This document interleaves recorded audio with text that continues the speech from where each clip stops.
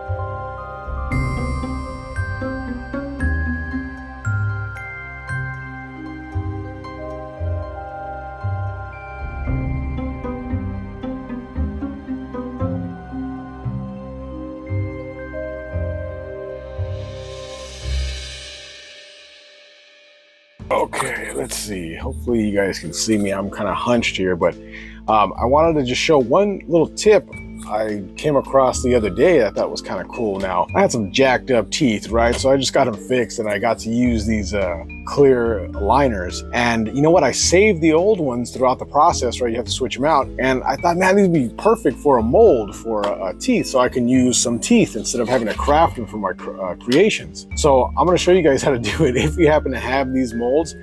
If not, you can get a silicone mold on Amazon for like $8 to $10, and you can make your own grill at home. But if you happen to have this and got it laying around, might as well use them. So I'm just taking hot glue. I'm gonna fill the mold in, and all I'm doing is making sure that this glue is getting all the way down in there. Okay, and I'm overfilling them just a little bit so they're a little thicker. And I have one that's cooled down already right here. And what I ended up doing is taking a little screwdriver, because I didn't put any wax or anything in here for like an easy mold release, but you could spray like a little bit of PAM or something like that. Just taking a flathead screwdriver and popping this out. And you got to work them a little bit so you don't break them. But once you get the molds out of this tray, they're actually really cool teeth. And I don't know if you guys can see this on camera here, but it's a really easy mold. It's super cool. I'm gonna use this for the face and it's gonna look great. So just thought I would stop and let you guys know, another little tip. But let's get back to that build. Okay, so we're just about to get started here with the sculpture, but I just wanted to show you guys how I prep my foam head before I start the sculpture. So I know I wanted some kind of like half smile grimace look on the mouth. So I went ahead and carved that out and then created a little bit of room for these hot glue teeth I just showed you guys. I added a little bit more foam to the chin to lengthen it. It was a little too short. And then I went ahead and glued in our plastic eyes. And then I went ahead and drilled out the nostrils and the earlobes as well, just so I have a nice start to my sculpt before we get going. And now we can get to the sculpture.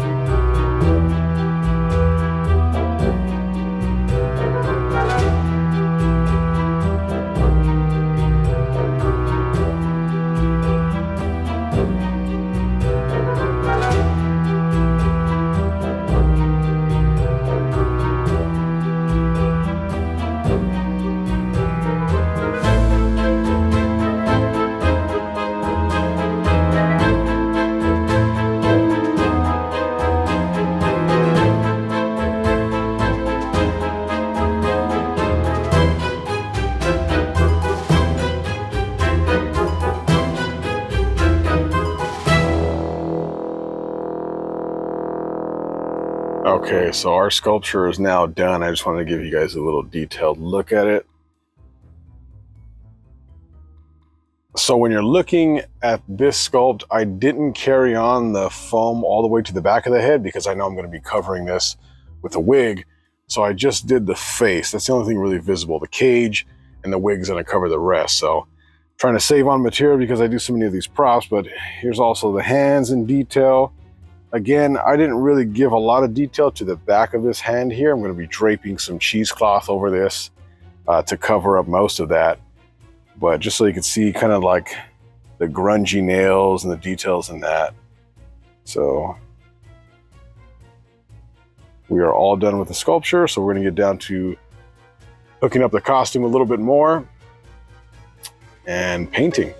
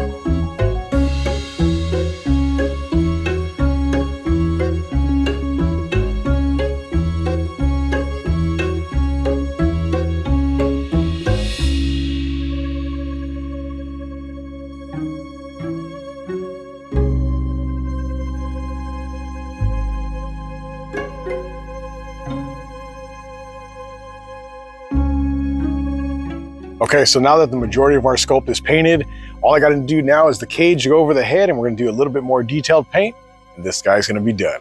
Yep.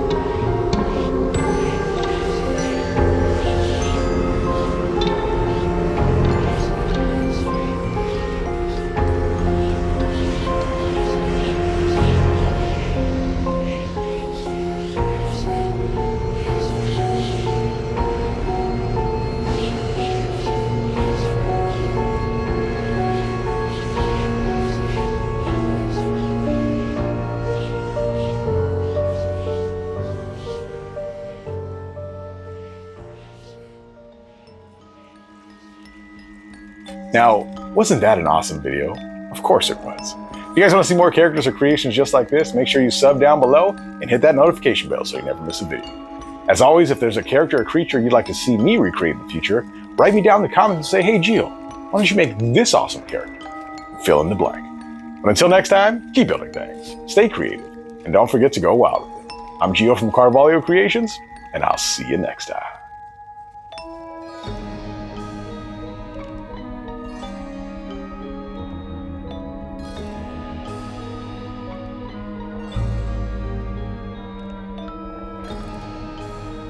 Let's take a picture together. I know you want to too. I know.